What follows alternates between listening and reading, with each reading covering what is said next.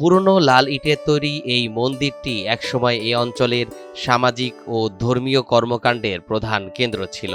এর একাধিক খিলানযুক্ত প্রবেশপথ এবং মজবুত দেওয়াল আজও প্রাচীন নির্মাণ কৌশলের সাক্ষ্য দেয়।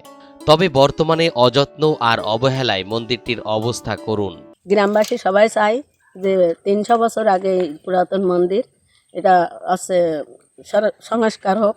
300 বছরের পুরাতন মন্দিরটা সংস্কারের অভাবে এভাবে বেহাল দশা, মন্দিরের অবস্থা খুব খারাপ, যখন তখন ছাদ ভেঙে পড়তে পারে। আমরা এখানে অনেক দিন ধরে পূজা অর্চনা করি। এখানে খুবই দুর্ভিক্ষ অবস্থা, আমাদের দুর্ঘটনাও ঘটতে পারে। আমরা এখানে কোনো সংস্কার পাই নাই। আমরা চাই যে এখানে একটু সংস্কার হোক। যশোরের কেশবপুর উপজেলা চালিতাবাড়িয়া শ্রীরামপুর গ্রামে অবস্থিত 300 বছরের প্রাচীন ব্রহ্মময়ী কালী মন্দির আজ ধ্বংসের পথে। যথাযথ রক্ষণাবেক্ষণ ও সরকারি পৃষ্ঠপোষকতার অভাবে প্রাচীন বাংলার স্থাপত্যশৈলীর এই অনন্য নিদর্শনটি এখন ধ্বংসস্তূপে পরিণত হয়েছে। আমাদের এই মন্দিরটা দীর্ঘ 300 বছর পুরাতন মন্দির। এই মন্দিরে যে পূজা অর্চনাগুলো হয় এগুলো আমরা ঠিক মন্দিরের ভিতরে করতে পারি না। মন্দিরটার অবস্থা খুবই খারাপ, এত খারাপ যে কোনো মুহূর্তে হয়তো ছাদটা ধসে পড়তে পারে।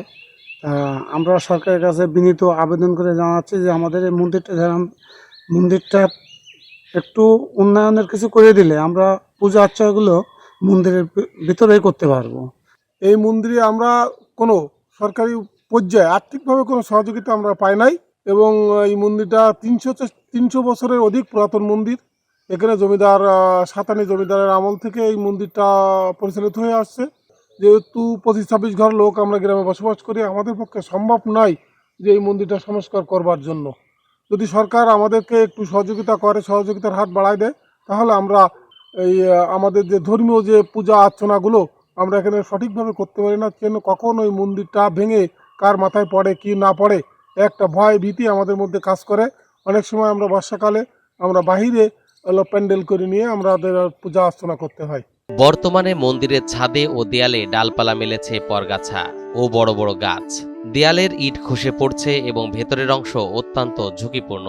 এক সময় জমজমাট পূজা পার্বণের এই স্থানটি এখন শুধু স্মৃতিপটেই রয়ে গেছে।